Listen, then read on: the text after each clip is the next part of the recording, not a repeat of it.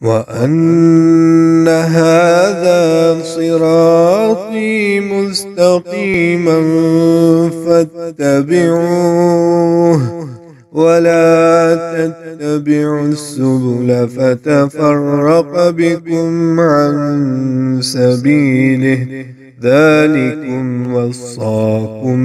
به لعلكم تتقون. أعوذ بالله من الشيطان الرجيم. بسم الله الرحمن الرحيم. وعلیکم السلام ورحمۃ اللہ وبرکاتہ۔ بھائی نے پوچھا ہے کہ کوئی خاتون اگر یہ کہے، یہ پردہ علماء کرام بتاتے ہیں اور اسلام کا کلچر ہے، اللہ کا حکم نہیں، اس کے بارے میں وضاحت۔ بسم اللہ والحمد للہ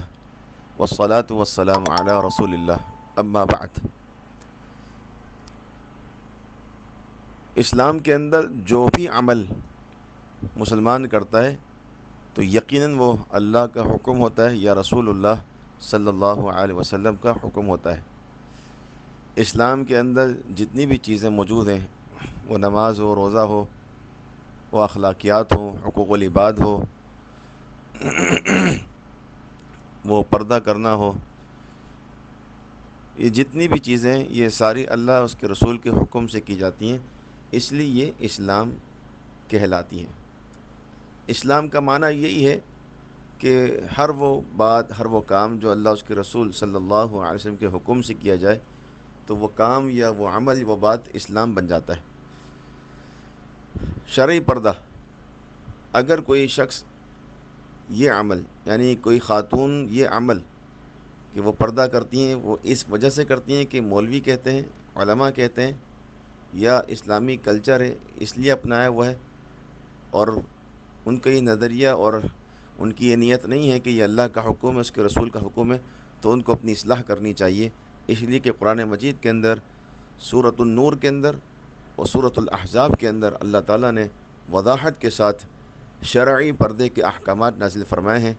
اور جب یہ سورہ نور کی آیات پردے پر اور سورۃ الاحزاب کی آیات پردے پر نازل ہوئیں تو اس سے پہلے امہات المومنین اور صحابیات چہرے کا پردہ نہیں کرتی تھیں لیکن جسم ڈھانپتی تھیں۔ تو آپ ذرا غور کیجیے اس بات کے اوپر، جو عرب کا جو معاشرہ تھا، اس کا جو کلچر تھا وہ یہی تھا کہ جسم کو ڈھانپا جائے گا لیکن چہرہ کھلا رہے گا۔ اگر قرآن مجید میں عورت کو چادر اوڑھنے اور گھونگھٹ نکالنے، گھر میں قرار پکڑنے، ان تمام چیزوں کا حکم دیا گیا تو کیا اس وجہ سے دیا گیا کہ اس وقت کی جو عورتیں تھیں وہ لباس نہیں پہنتی تھیں کہ وہ لباس پہن لیں؟ نہیں، وہ آلریڈی لباس پہنتی تھیں، وہ اپنے جسم کو ڈھانپتی تھیں، لیکن ان کا چہرہ کھلا ہوا ہوتا تھا۔ تو جس جسم کے عضو کو ڈھانپنے کا حکم دیا گیا قرآن مجید میں وہ چہرہ ہی تھا، وگرنہ جسم تو ان کا ڈھپا ہوتا تھا، وہ بے لباس تھوڑی پھرتی تھی معاشرے کے اندر، بازاروں میں۔ تو یقیناً ان کو چہرے کا پردے کا حکم دیا گیا۔ وَقَرْنَ فِي بُيُوتِكُنَّ وَلَا تَبَرُّجْنَ تَبَرُّجَ الْجَاهِلِيَّةِ الْأُولَى۔ اس آیت میں بھی اللہ فرماتا ہے کہ اپنے گھروں میں قرار پکڑو اور جاہلیت کی طرح، اگر جب تمہیں باہر نکلنا ہو تو جاہلیت کی طرح بناؤ سنگار کر کے باہر نہ نکلو۔ تو یہ جو انداز ہے اللہ تعالیٰ کا، اس میں جو بات بیان فرمائی ہے کہ جاہلیت میں عورتیں بناؤ سنگار کر کے، لباس پہن کے اور وہ باہر نکلتی تھیں، اور جو چیز ان کی کھلی ہوتی تھی وہ چہرہ تھا، تو اب منع فرما دیا کہ اس طرح اب نہیں نکلا جائے گا۔ اسی طرح اللہ تعالیٰ نے نبیوں کی بیویوں، رسول اللہ صلی اللہ علیہ وسلم کی بیویوں کو اور آپ کی بیٹیوں کو اور ایمان والی عورتوں کو یہ حکم فرمایا کہ جب بھی وہ باہر نکلیں تو اپنی اوڑھنیاں اوڑھ لیا کریں، اپنی رداؤں کو اپنے سروں پر ڈال کے وہ گھونگھٹ نکال لیا کریں۔ تو یہ اس کی وجہ یہی ہے کہ وہ چہرے کا پردہ کریں گی۔ اسی طرح امہات المومنین جو رسول اللہ صلی اللہ علیہ وسلم کی ازواج مطہرات ہیں، وہ اس کائنات کی سب سے پاکیزہ خواتین ہیں اور سب سے زیادہ ایمان والی خواتین ہیں۔ تو کیا آپ اس بات پر راضی ہیں کہ جو ذہن آپ کا ہے پردہ کرنے کا تو وہی ذہن ان کا بھی تھا؟ نہیں، انہوں نے جو پردہ کیا، انہوں نے اللہ کے حکم سے پردہ کیا۔ اما عائشہ رضی اللہ عنہ فرماتی ہیں کہ اللہ تعالیٰ انصار کی عورتوں پر رحم فرمائے کہ جب اللہ تعالیٰ نے پردے کی آیات نازل فرمائیں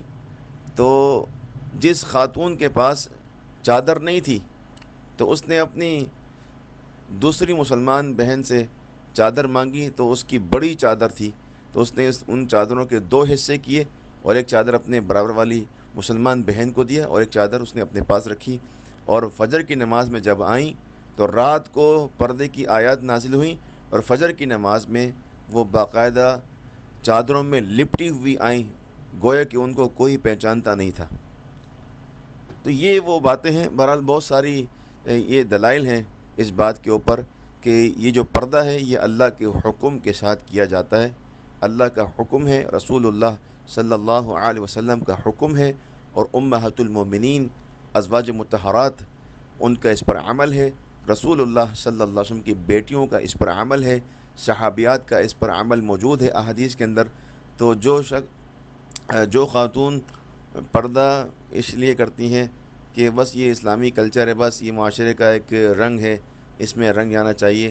تو ان کو اپنی اصلاح کرنی چاہیے، کیونکہ اگر وہ اللہ اس کے رسول کے حکم کے مطابق پردہ کریں گی تو ان کو اجر ملے گا، اگر وہ اللہ اس کے رسول کے